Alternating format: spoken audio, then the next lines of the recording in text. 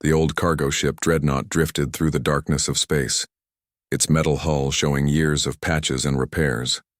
Red warning beacons blinked around it, sending a clear message to all nearby ships. Danger, keep distance. Captain Tom. Mason sat in his worn captain's chair, boots up on the control panel. He was a man with rough hands and a face that told stories of many space journeys. His eyes were closed, but he wasn't sleeping. Tom could feel every small movement of his ship. "Captain, we're getting a signal," said Rob, the young communications officer. His fingers moved quickly over the glowing screens. "Unknown ship approaching from Sector 7. Tom opened one eye. "Human or other?" "Definitely not human," Rob answered. "Design matches nothing in our database." The captain sighed and put his feet down. The Dreadnought had been traveling peacefully for weeks, carrying mining equipment to the outer colonies. Now this. "Wake up the crew," Tom ordered, "and send out the warning message." In the distance, a shining vessel approached. Its smooth, curved hull was a stark contrast to the Dreadnought's rough appearance. Inside the alien ship, Commander Block stood tall, his purple skin reflecting the blue light of the command center. "What is that primitive vessel?" Blocks asked, his translator converting his clicks and whistles into standard language. "Unknown, Commander," answered Officer Triz, studying her screens. "It appears to be sending some kind of warning signal." Blocks looked at the message flashing across their screens. "Dangerous ship, do not approach, unstable systems." He made a sound like laughter. "Primitive warning tactics. They hope to scare us away." Blocks turned to his crew of 10 officers. "The Stellar Confederation claims all abandoned or distressed vessels. This ship looks perfect for study." "But Commander," Triz said carefully, "the ship is not abandoned. We detect life forms." "Irrelevant," Blocks replied. "Look at it. Such a primitive vessel clearly belongs to a species that has not yet reached proper space classification. We have a duty to bring it under Confederation control." Back on the Dreadnought, the crew gathered in the control room. There were only 6 of them: Tom, Rob, Engineer Jack, Security Officer Lisa, Navigator Ben, and Dr. Meg. They had worked together for years and knew the Dreadnought better than anyone. "That ship is not responding to our warnings," Tom said, watching the alien vessel grow larger on the screen. Jack, an older man with grease-stained hands, shook his head. "They don't understand what they're dealing with." "Should we run?" Ben asked, already plotting possible escape routes. Tom looked at his crew, then at the worn walls of his ship. The Dreadnought wasn't just a ship to them, it was home, and it had its own way of handling trouble. "No," Tom decided. "We stay. The ship stays. Send the warning one more time." On the alien vessel, Blocks ignored the repeated warnings. "Prepare the boarding party. We will claim this vessel under Confederation salvage law." "Commander," Triz tried again, "those warning signals might be important. Our records show that humans mark certain ships as dangerous for specific reasons. Are you suggesting these humans know something we don't?" Blocks asked, his skin darkening with irritation. "The Confederation has explored thousands of worlds.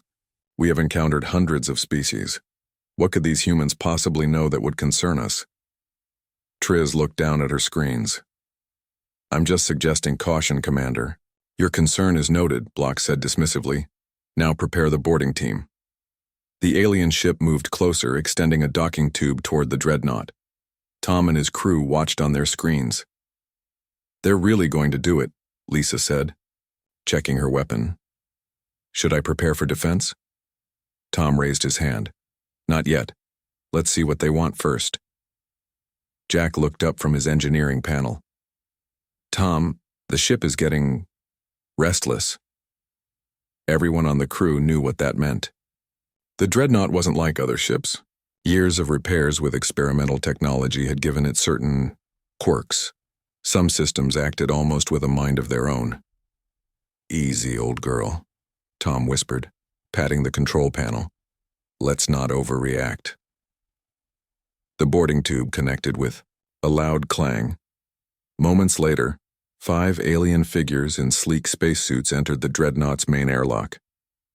"Interesting design," said one alien, scanning the walls with a small device. "Very inefficient." Commander Blocks led the group. "Find the control room. We need to secure this vessel quickly." As they moved through the corridor, the lights suddenly dimmed. The aliens activated their helmet lights.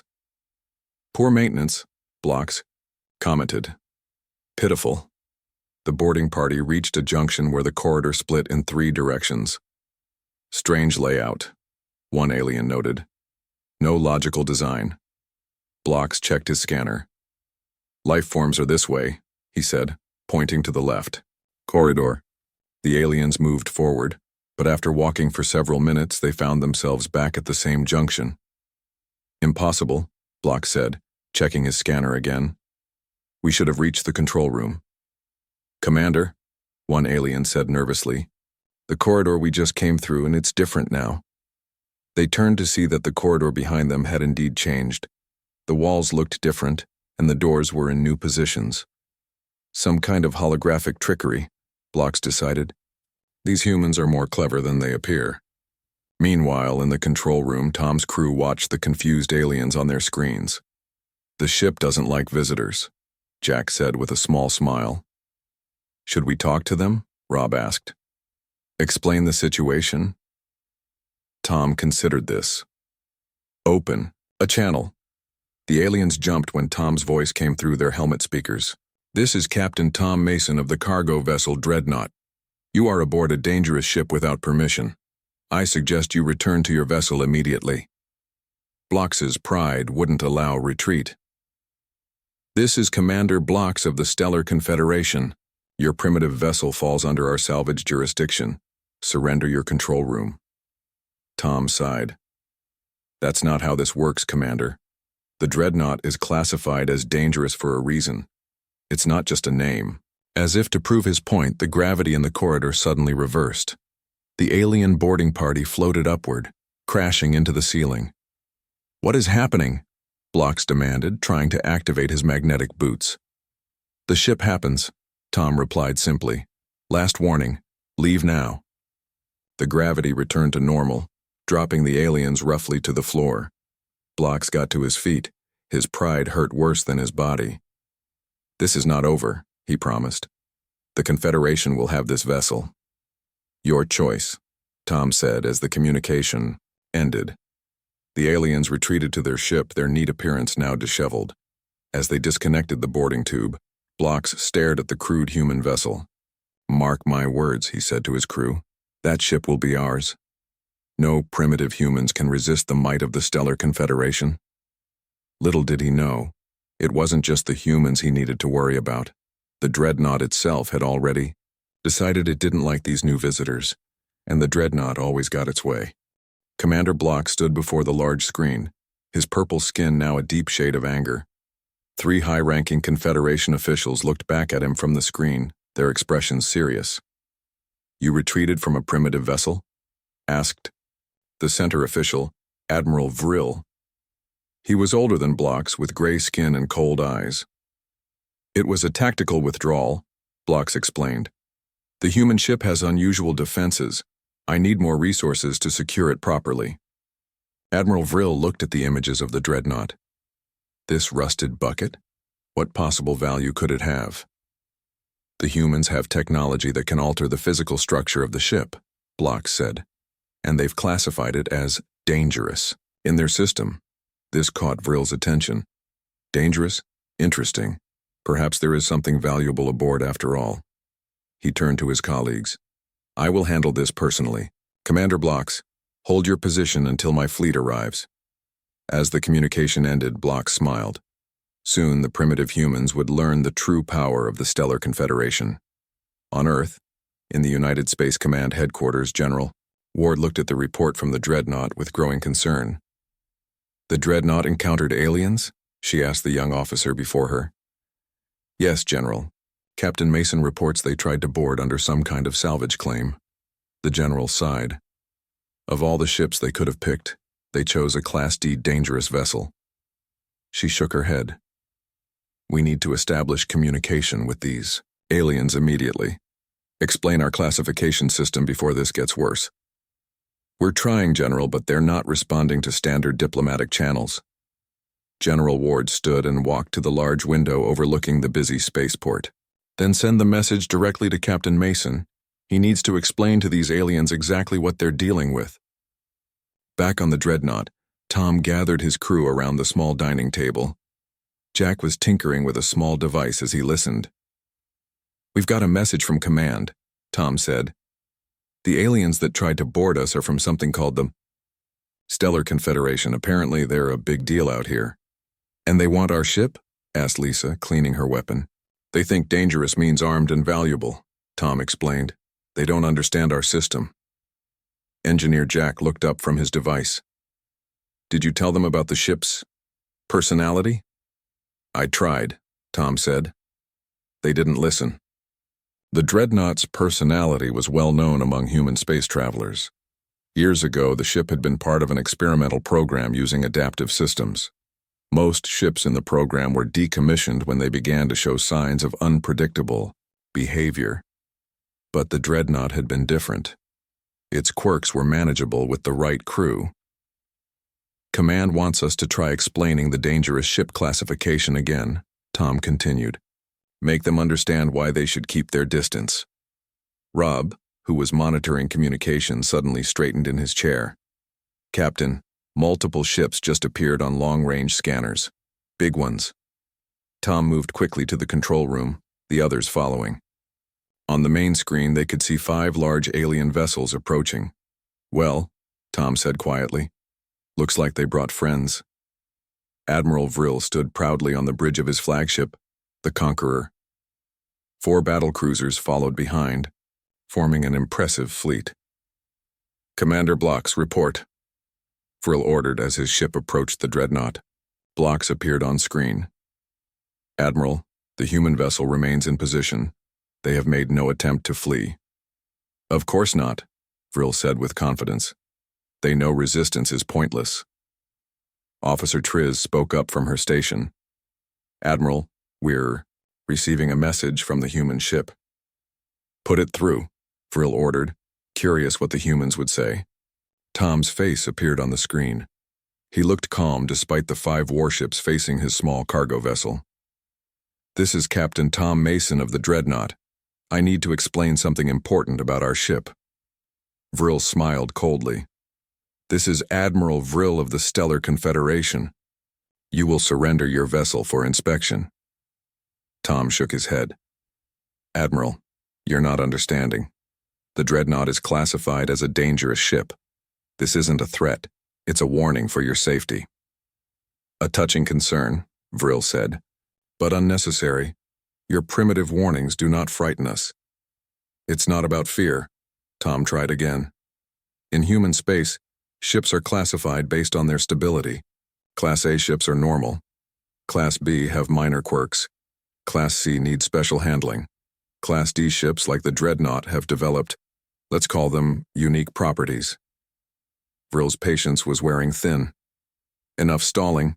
What valuable technology? Are you hiding?" Tom sighed.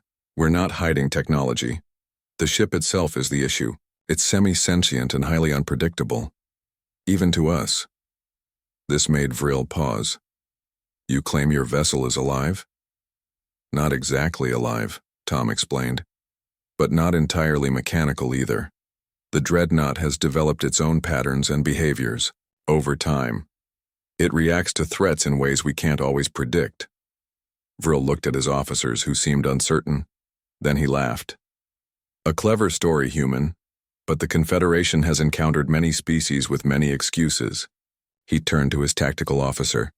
"Prepare boarding parties, 3 teams heavily armed." "Admiral," Triz said quietly, "what if the human is telling the truth? Perhaps we should investigate these claims before—" "Are you questioning my orders?" Vril snapped. Triz lowered her eyes. "No, Admiral." Tom's voice came through again. "Admiral, I strongly advise against this action. The Dreadnought doesn't respond well to threats." "Your concern is noted," Vril said, using the same dismissive tone Blocks had used earlier. but this vessel will be under Confederation control within the hour. As the communication ended, Tom turned to his crew. Well, we tried. What now, Captain? Asked Ben. Tom looked around at the worn walls of the control room. Now we let the dreadnought decide how to handle our visitors. Engineer Jack frowned. The ship has been getting more aware lately. This could get ugly. I know, Tom said, but they've made their choice. On the Conqueror, Admiral Vril watched as his boarding shuttles approached the dreadnought. Unlike Blox's small team, Vril had sent 30 soldiers in 3 groups. Boarding teams report they're approaching the airlocks, reported the tactical officer. Vril smiled. Excellent. Soon we'll discover what secrets this dangerous ship holds. Officer Triz monitored her screens carefully. Something about the human captain's warning had troubled her. He hadn't seemed scared or defensive. He had seemed concerned for them. Admiral, she said suddenly, I'm detecting unusual energy fluctuations from the human vessel. Vril waved his hand dismissively. Likely just their attempts to resist boarding. Triz wasn't convinced. The patterns are strange, not like weapons or shields. On her screen, the dreadnought seemed to shimmer slightly, as if the metal itself was somehow shifting. First team has docked and is entering the airlock, announced the tactical officer. Vril leaned forward in his chair, eager to see what his soldiers would find. The Confederation would add another ship to its collection, and if the humans resisted, they would learn the price of defiance. What Vril didn't realize was that the real challenge wasn't the human crew at all. It was the ship itself, and it was just getting started. The first team of alien soldiers moved carefully through the dreadnought's main airlock. There were 10 of them, each carrying advanced weapons and scanning devices. Their leader, Officer Cragg, had been specially chosen by Admiral Vril for this mission. Stay alert, Cragg told his team. The humans may have traps. The airlock door closed behind them with a heavy thud. The aliens looked around at the old metal walls and dim lighting. Primitive design, one soldier commented, running a scanner over the wall. Their technology is at least 100 years behind ours. Cragg checked his map device. Control room should be 2 levels up. Team 2 will secure the engine room. Team 3 will find the crew. The aliens moved forward, their boots making metallic sounds on the floor. They reached a junction where the corridor split into 3 paths. According to Commander Blox's report, this is where they encountered some kind of illusion technology. Cragg said, "Be prepared for tricks." As if on cue, the lights in the corridor suddenly brightened, then dimmed again. The aliens raised their weapons. "Just poor power systems," Cragg said, though he didn't sound convinced. They took the left path, which should lead to a stairway up to the control room. After walking for about a minute, they found themselves facing a solid wall. "This doesn't match our scans," said one confused soldier. Cragg touched his communication device. "Team 2, Team 3 report positions." "Team 2 here," came the reply. "We're trying to reach the engine room, but the corridors keep changing." "Team 3, we've found what looks like crew quarters, but no humans." Cragg frowned. "Stay on. Mission. The humans must be using some kind of holographic technology to confuse us." Just then, a voice came from nowhere and everywhere at once. It was Tom. "I tried to warn you," he said calmly. "The dreadnought doesn't like uninvited guests." Cragg pointed his weapon at the ceiling. "Show yourself, human." "I'm in the control room," Tom replied. "But that's not important right now. What's important is that you understand what's happening. The ship is responding to what it sees as a threat." As if to prove his point, the floor beneath the aliens suddenly tilted sharply. 3 soldiers lost their balance and slid down the now sloping corridor. "What is this?" Cragg demanded, holding onto a pipe on the wall. "That's the dreadnought," Tom explained. "It can modify its internal structure. Not everywhere and not all the time, but enough to be problematic for invaders." The floor leveled out again, but now the corridor looked completely different. The 3 paths had become 2, and the wall colors had changed. In the control room, Tom and his crew watched the confused aliens on their screens. Jack was at his engineering station, his hands moving quickly over the controls.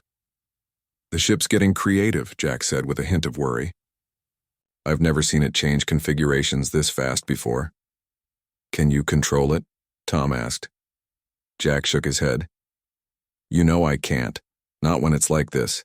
I'm just trying to make sure life support stays stable." On another screen, they could see Team 2 having their own problems. The engine room door kept moving. Every time they approached it, the door would appear 10 feet further down the corridor. Team 3 had found themselves in a section where gravity seemed to work differently, in different spots. One soldier was walking on the ceiling while another was stuck to a wall. "Should we help them?" asked Dr. Meg, who had been quiet until now. Tom considered this. "They came here to take our ship by force, but I don't want anyone getting hurt." He activated the communication system again. "Admiral Vril, your teams are in danger. Call them back now." On the Conqueror, Admiral Vril watched with growing anger as his elite soldiers stumbled around like lost children. "This is some kind of trick," he insisted. "The humans must have advanced technology hidden in that rust bucket." Officer Triz studied her readings carefully. "Admiral, I'm detecting unusual energy patterns throughout the human ship. It's as if the internal structure really is changing." "Impossible," Vril snapped. "No ship can reconfigure itself that way." But the evidence on the screens was hard to ignore. "Team leaders report," Vril commanded. Craig's voice came through, sounding stressed. "Admiral, we're encountering difficulties. The ship's internal layout doesn't match our scans. Corridors change when we're not looking at them, and there are areas where gravity and even temperature seem to be controlled independently." "Push forward," Vril ordered. "Find the control center that manages these effects." "We're trying, Admiral, but—" Craig's voice cut off as a loud metallic groan came through the communication. On the screens, Vril watched as a section of wall suddenly folded inward, separating Craig from half his team.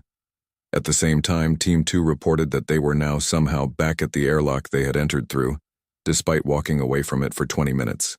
Team 3 was in the worst position. They had found what appeared to be a storage room, but the door had sealed behind them.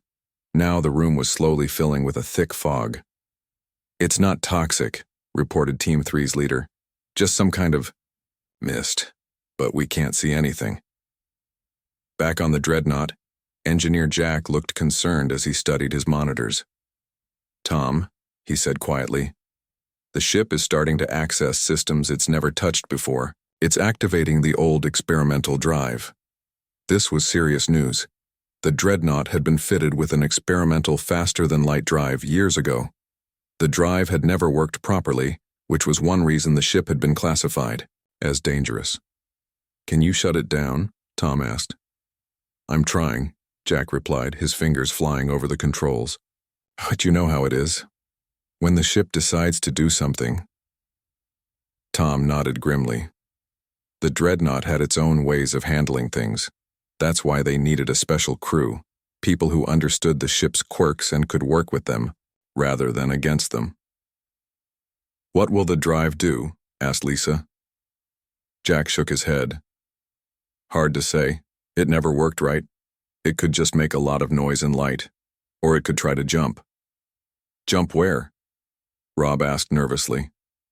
"That's the problem," Jack said. "Could be anywhere." Tom made a decision. "Open a channel to Vril again, last warning." Admiral Vril was about to order a fourth team to board when Tom's face appeared on his screen again.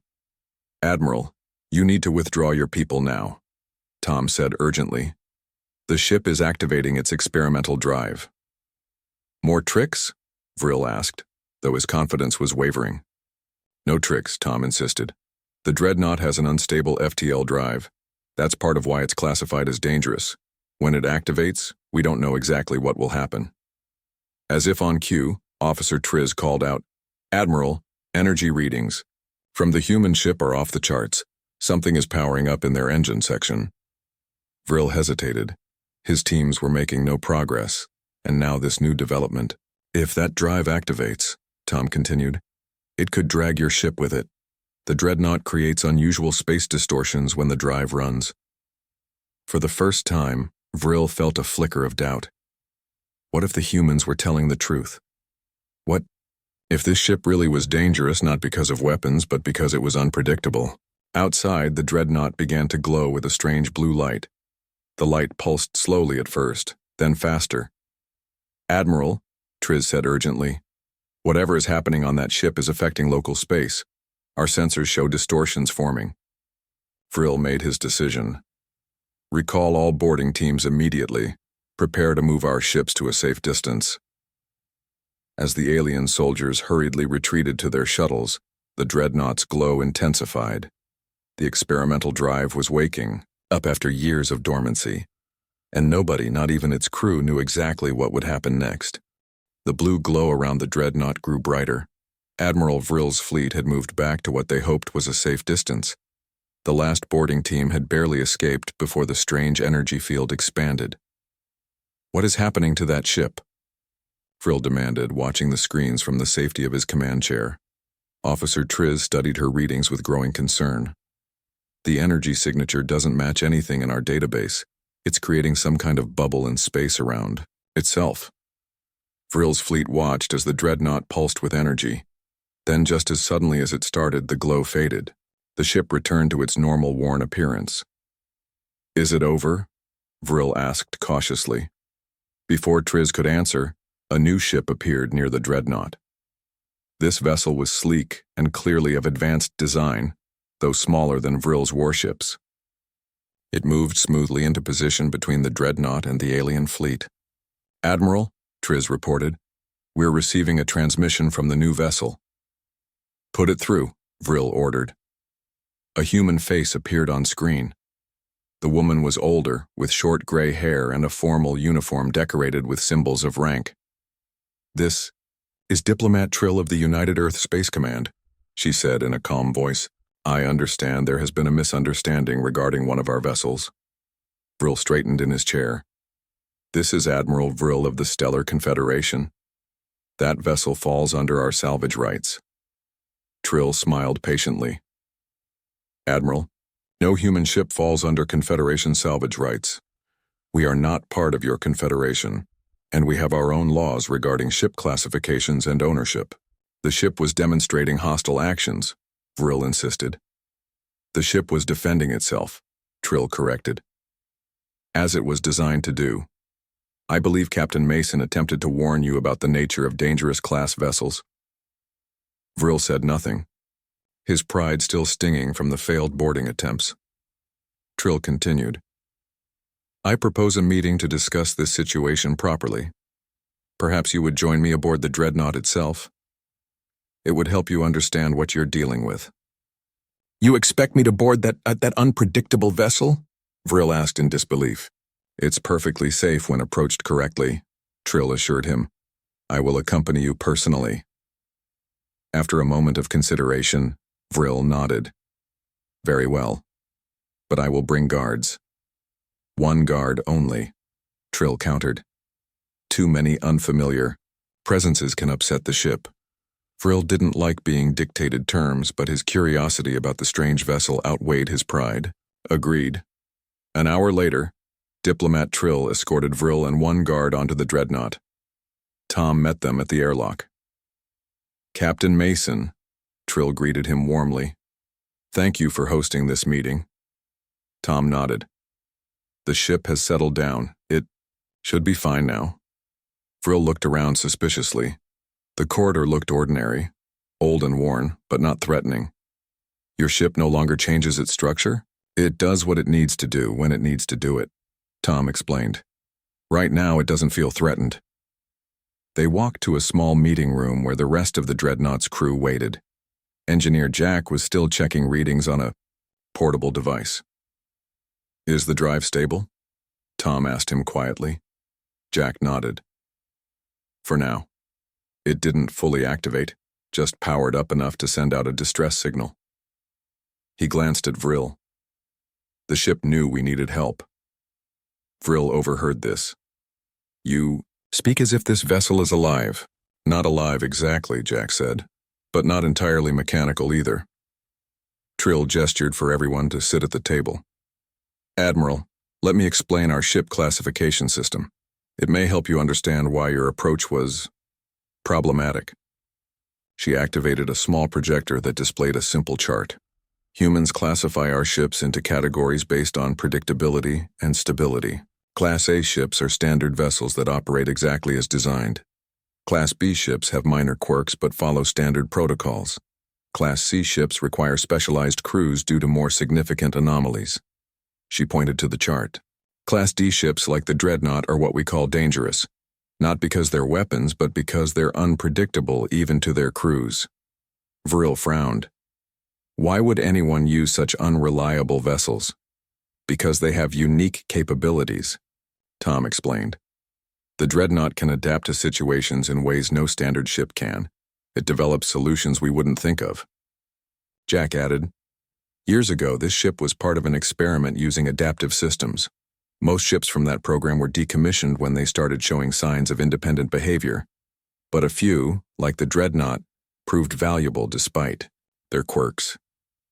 Or because of them, Lisa commented. Trill nodded.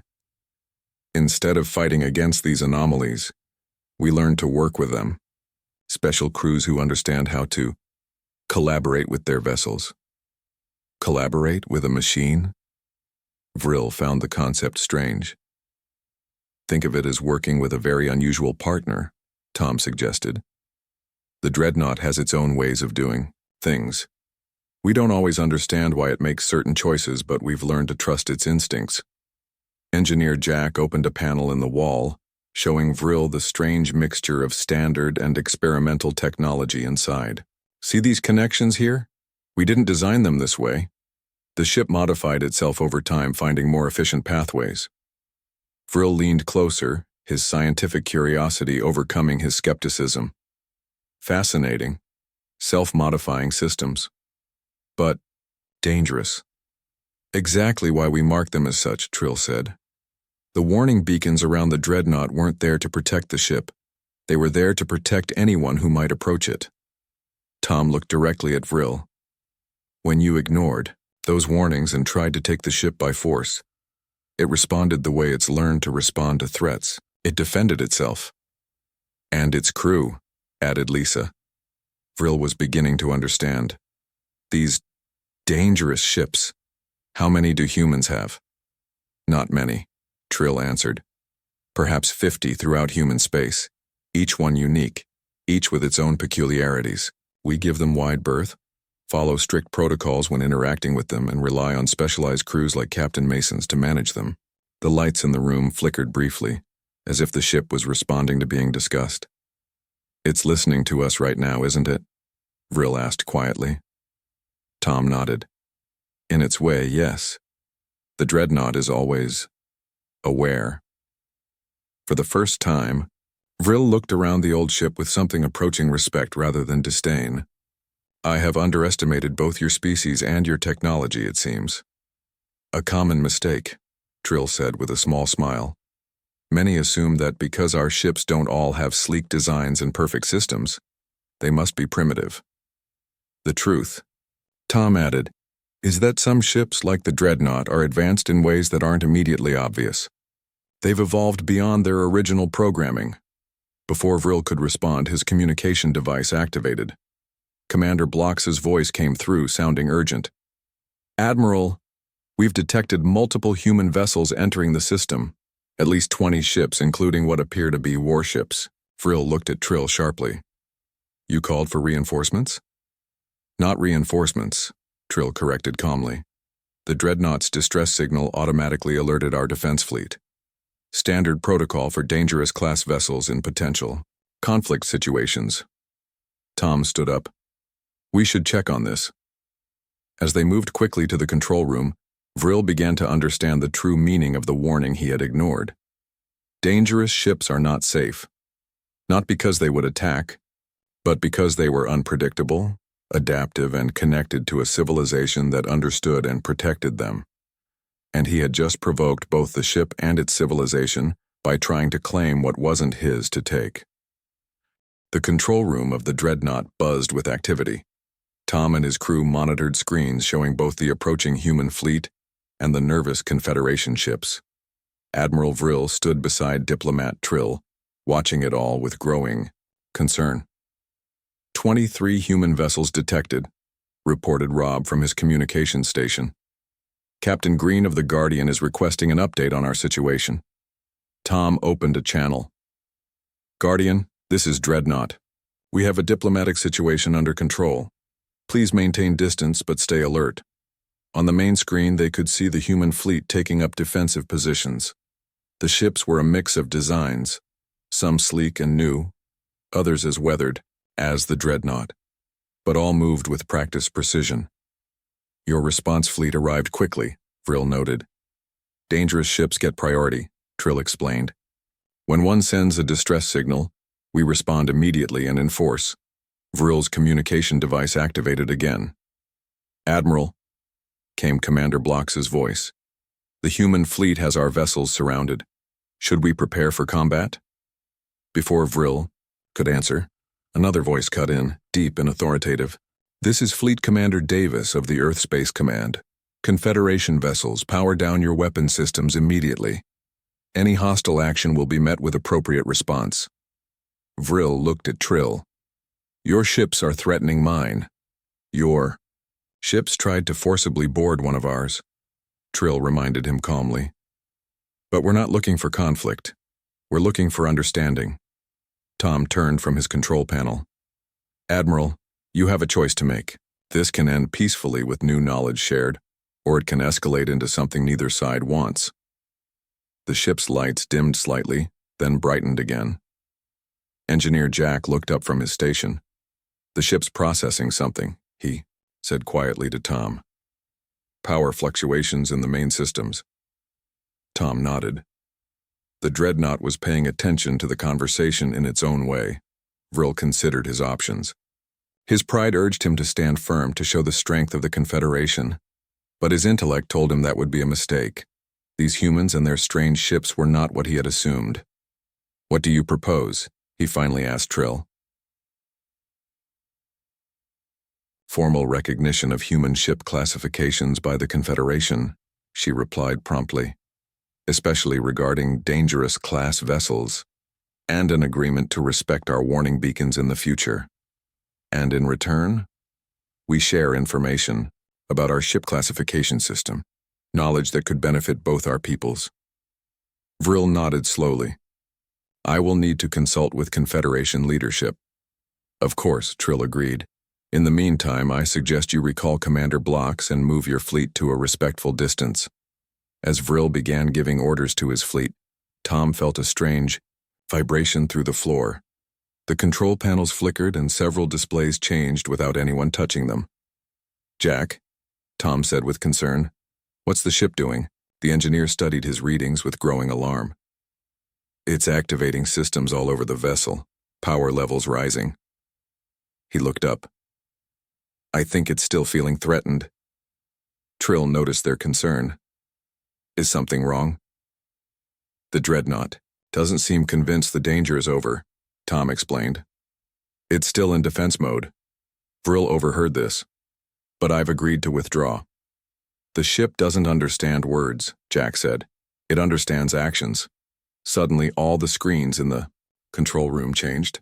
They showed images from around the Dreadnought, corridors, storage rooms, the engine room. In several locations, small devices had been left behind by the Confederation boarding teams. Are those, Tom began. Monitoring devices, Vril admitted, reluctantly. Standard procedure during boarding operations. Tom looked at him with disappointment. You plant spy devices while talking peace? The ship shuddered and the blue glow began to appear around its hull again. The Dreadnought found your devices, Jack said, and it doesn't like them. Alarm signals sounded throughout the ship. The experimental drive was powering up again, stronger this time. What's happening? Demanded Vril. The ship is defending itself, Tom replied. It detected your spy devices and considers them a continuing threat. He turned to Jack. Can you stop the drive activation? Jack shook his head. Not when it's like this, Trill faced Vril. Admiral, you need to recall all your spy devices immediately. The ship will interpret that as a sign of good faith. Vril hesitated only briefly before activating his communicator. Commander Blocks, send the recall signal to all monitoring devices placed on the human vessel. Immediate priority. But Admiral... Blocks began to protest. Now, Commander, Vril ordered. Within moments, the small devices throughout the dreadnought began to power down. Some ejected themselves from where they had been hidden, floating in the air as if offering themselves to be collected. The ship's vibrations slowly stopped. The blue glow faded. The alarm signals quieted. It worked, Jack said with relief. The ship is standing down. Tom looked at Vril. Now we can talk honestly. No tricks, no hidden devices. Just open communication. Vril nodded, a new respect in his eyes.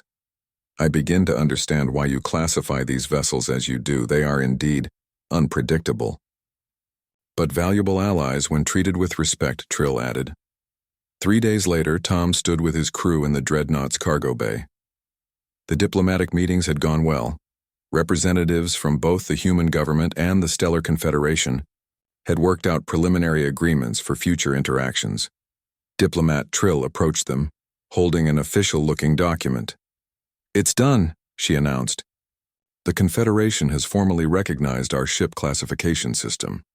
They've agreed to respect all warning beacons and to establish proper diplomatic channels before approaching any human vessels. And the dreadnought? Tom asked. Officially, recognized as a sovereign entity under human protection, Trill said with a smile. The first ship to receive such status from the Confederation. Admiral Vril, who had stayed to finalize the agreements, joined them. Your vessel has taught the Confederation a valuable lesson, Captain Mason, one we will not forget. What lesson is that? Asked Lisa. That advanced technology doesn't always look advanced, Vril replied, and that warnings should be heeded, not dismissed. As if appreciating the compliment, the lights in the cargo bay brightened momentarily. The ship likes you better now, Jack commented to Vril. Vril looked up at the ceiling. The feeling is becoming mutual. Before departing, the Confederation ships transmitted a new regulation to all their vessels throughout space. It appeared on the dreadnought's main screen for all to see. Regulation 72903. The only rule aliens should never break. Dangerous ships are not safe. Below this title was a detailed explanation of human ship classifications and proper protocols for encountering vessels with warning beacons. As Vril's shuttle departed, Tom patted the worn wall of his ship. Well done, old girl. You've just helped create the first intergalactic ship safety regulation.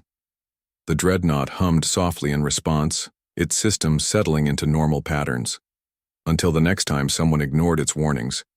Because while rules could be written and agreements signed, the dreadnought knew a simple truth. Some lessons had to be learned the hard way.